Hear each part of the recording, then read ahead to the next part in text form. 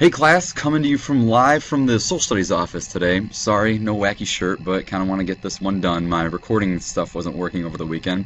So we're going to finish up with the War of 1812, okay? So, some of this is happening because we're having some issues with Native Americans, all right? We have what's called war hawks, and we're going to see them in just a second, led by John C. Calhoun and Henry Clay. Now, they were pushing for war specifically against the Native Americans. Now, the governor of Indiana, William Henry Harrison, is persuaded by the war hawks, these people that want war, to join the fight against the Native Americans. Harrison says okay, and he gets the Native Americans to sign away 3 million acres of tribal land for nothing. Awesome. On to a great start. Now, here are our war hawks. I mean, just look at John C. Calhoun. That hair alone says, let's go fight people. Right, so why did Americans want war? Well, now, the British are not out of the picture. Right? They are seizing Americans at sea and drafting them into the British Navy. Not the most ethical thing to do. They took American ships, they impressed American naval officers, and then British Canadians, now Canada, ruled by the British right now, supplied arms to Native Americans. And there's still some tension over us beating them in the Revolutionary War. So now James Madison is elected after Thomas Jefferson. Okay, TJ leaves after 2 terms following Washington's president, and he calls the presidency a splendid misery. Right, 8 toughest years of my life, but I loved every second of it. Okay, so Madison assumes office on March 4th, 1809. Now he does not bring with him the power and authority that the prior presidents had. All right, he's still kind of this no-namer, but he is very much a war hawk, and he definitely wants the British war. So we start fighting. Okay, Battle of Tippecanoe, 1811. Now, a lot of things happened here, but basically what we want to think about is General William Henry Harrison, the governor of Indiana, the territory right now.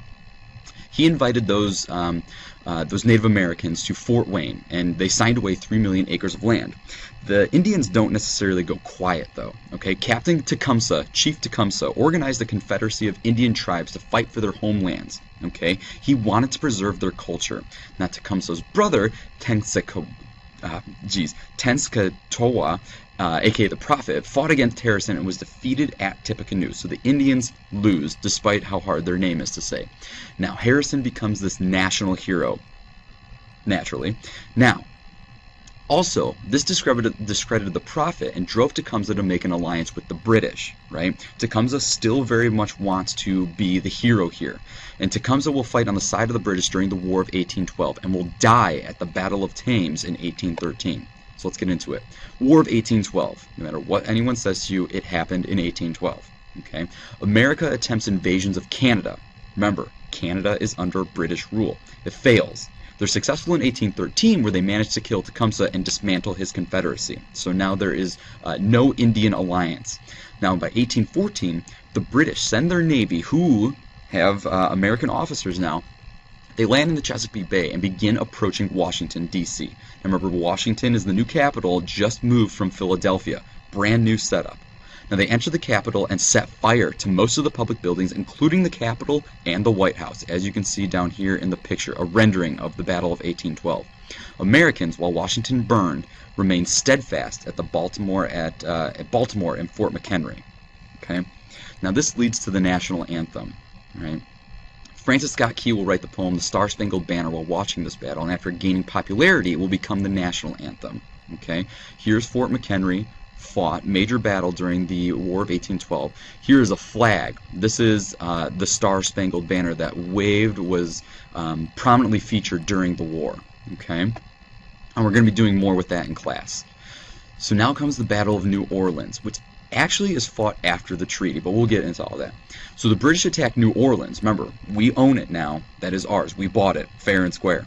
And we wanted the Mississippi River because it's the most natural of ways to go up and down the country. Andrew Jackson, fresh from his victory over the Indians at Horseshoe Bend, will lead a hodgepodge of men against the 8,000 redcoats. Hodgepodge, we're basically thinking, militia, farmers, pitchforks. And the British mistakenly launch a frontal attack and are badly beaten. They lose about 2,000 men in a half hour to the Americans' 70. And Americans emerge victorious. Jackson, seen as a hero now, will be beneficial to him later. Presidency. The victory comes 2 weeks after the signing of the Treaty of Ghent. Okay, New Orleans comes after the treaty. So, Treaty of Ghent. Signed December 24th, 1814, about 2 years after war starts. Now there's an armistice to the war. Stop fighting and restore conquered territory issues for which Americans had fought for. Impressment, Indian instigation, etc. They were not addressed. Okay? So we're still leaving the Indians out in the cold. Now the Americans' rally cry then becomes not 1 inch of territory seceded or lost. We are victorious once again. Now, remember, Battle of New Orleans won after the treaty is signed. Madison doesn't know that the treaty has become. Okay, so what are the effects of the war? Well, Jackson and Harrison emerge as war heroes and strong leaders. Now this confirms and strengthens American nationalism and independence, and it helped establish the American nation on the world stage. America is viewed as a country. Okay.